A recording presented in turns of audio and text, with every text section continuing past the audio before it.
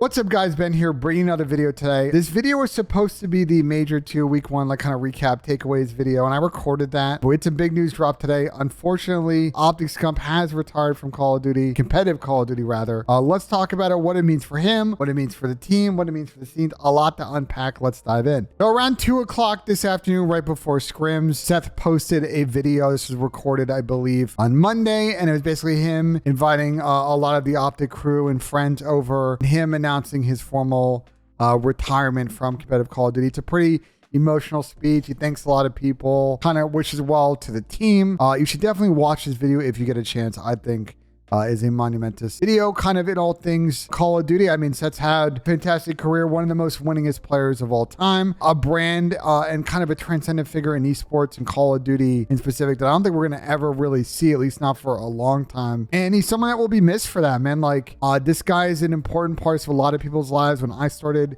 really following the scene in Black Ops 2, it was following the OpTic team. It was following, you know, him and Nadeshot and their content and their streams. And then from there started, you know, watching other people. So I think a lot of people, and you're going to see a lot of tributes, and they've hit Twitter, they've hit Instagram, YouTube on this front, a lot of athletes, celebrities, a lot of stuff pouring in and how his career has meant a lot to them in the competitive world. And now he's moving on and doing other content. So we'll see what that means for him and his brand. All right, so with Seth now retiring, it means some interesting things for the OpTic Texas lineup. So let's talk about that first, and then we'll get into some more kind of bigger picture things about Call of Duty. So with Seth stepping back, I don't know if he's technically going to still be a sub. I mean, technically I have a sub right now other than Seth. So I guess he's not in the competitive lineup, but I don't know if he's officially like retiring, breaking up his CDL contract. I think we'll dig in on that, and I'll try and get an answer to that for you guys at some point. But this means that Dashy is back in the lineup after being out of it for a couple of weeks. So it's him and Ender,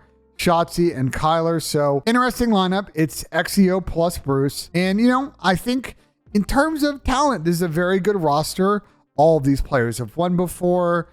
They've been on great teams. We know their skill ceilings are massive. I think my initial thoughts are, I'm not the sub duo of Shotzi and Kyler. Pacing makes a lot of sense. We saw that this weekend in the match against Boston. The go button is really there with those players. I think bringing in Kyler helps. I think the biggest thing with this roster is, well, what does Dashy and Ellie mean for their AR frontline? Right now, if you look at all of the top teams in the game, Toronto, FaZe, New York, and Seattle were your top 4 at Major 1. All 4 teams feature a flex player that's very good with an AR and very good with the sub, and is very good at making the split-second decision to pull that sub out and make plays. Now, traditionally, Ender has been that player in a number of these different teams, but I think that they're going to be in kind of an interesting point, because I actually think my personal thought is that I think Bruce might actually be the player they should try and have pick up a sub, because I think his gun skill is amazing. I think he's got literally potentially maybe the best centering of any player in the league, maybe in Call of Duty. I think that might be,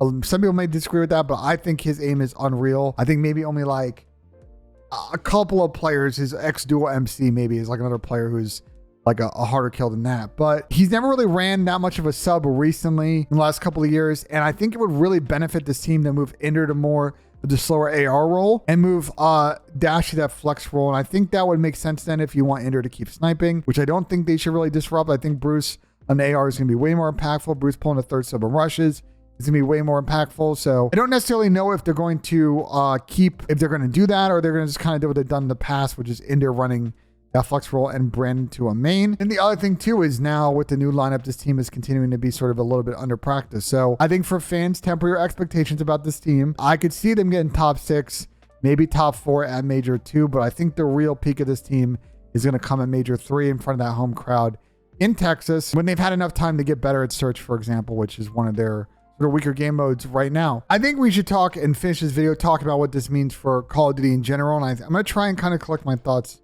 more. I don't know if I'm really going to be able to summarize everything on this. And if you guys, this video should go up before the Flank episode we're recording at 9:15 tonight. I'll probably have some more thoughts then, but there might be a little bit of a viewership hit. I think a lot of players, or sorry, rather a lot of viewers are fans of Scump, and I don't know if they're necessarily going to stick around and just be OpTic fans or fans of another team. So that's a big question that I don't think anyone can really answer. Now, I think Call of Duty can maintain that viewership if they get in a business arrangement with Seth, have him keep doing watch parties and As you've seen with Zuma streams and my streams, like there's definitely an audience for that type of entertainment, and Seth could definitely pull numbers doing that watch party and keep his fans watching the esports. So we'll see what happens, but I'm sure he's not going to do that for free. I'm sure he may want to leverage that into more of a bigger deal with Activision being a Call of Duty partner, being part of their marketing vehicle around new endeavors in the game, new titles, etc. So I'm curious to see what he does on that front. I think also the biggest loss, honestly, on this too is I'm sure Boston had a really good send-off for Seth in the city of Boston, prepared like a lot of these teams. We're going to kind of do the final sort of victory tour thing that you saw with other athletes like Mariano Rivera when he retired, for example. All of that's got to get shelved now because he has retired. Although I guess if he's still traveling with the team to events as a sub, maybe people still do it. I don't know. I guess we'll have to see what happens. I think for OpTic long term, Ant is probably very much the face of this competitive team now, and we'll see what that means for them beyond this season.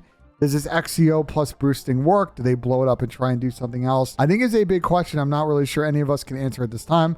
Obviously, their interest in Pred probably still exists. As far as I know about all of that deal and what was said on the OpTic podcast and stuff that I've heard coming out of the Seattle camp, I don't know if that move is necessarily going to happen now or really before the offseason, because Pred's price is very high, and per Hector's perspective, they were kind of strung along in that transaction. Some people in the Seattle camp kind of disagree with that assessment. So all that, I don't think they're really going to pay his buyout to get him before the offseason. They'll just kind of wait for him to decide to join the team then. I think the final thing is I'm excited to see Seth in his content land. Like, what is he going to stream on a daily basis? Warzone is in a little bit of a lull spot.